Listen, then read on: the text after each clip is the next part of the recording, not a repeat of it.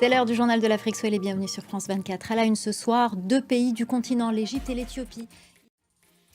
L'Éthiopie et l'Égypte sont donc les deux pays africains qui rejoignent les BRICS aux côtés de l'Arabie saoudite, de l'Iran, des Émirats arabes unis et de l'Argentine.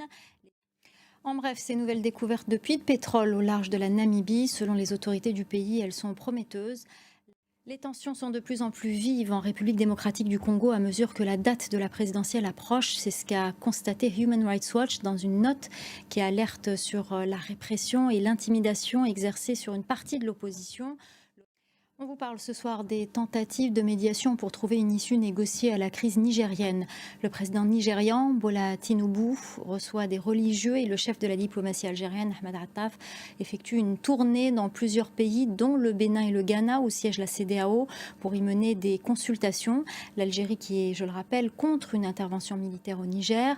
Comment ces tentatives de médiation sont-elles perçues dans la région? On fait le point avec notre correspondant régional, Serge Daniel. Et le président des Comores, Azali Assoumani, également à la tête de la présidence tournante de l'Union africaine, s'est exprimé au sujet du Niger. Il répondait aux questions de nos envoyés spéciaux au sommet des BRICS. Il se dit prêt à aider, notamment pour la libération du président Bazoum. Écoutez.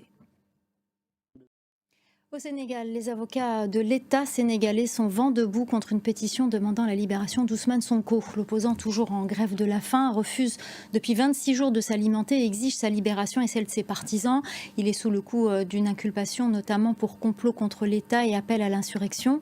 Il a été placé en détention fin juillet. Son état de santé continue de faire réagir dans le pays. Les précisions à Dakar de Sarah Sako.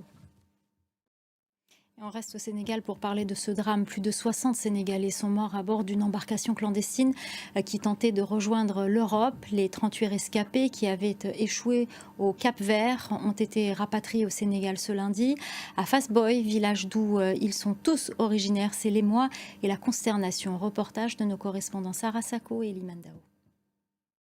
Voilà, c'est la fin du journal de l'Afrique. Merci aux équipes en régie, merci à Elom Toblé, merci à nos correspondants et merci à vous de nous être fidèles.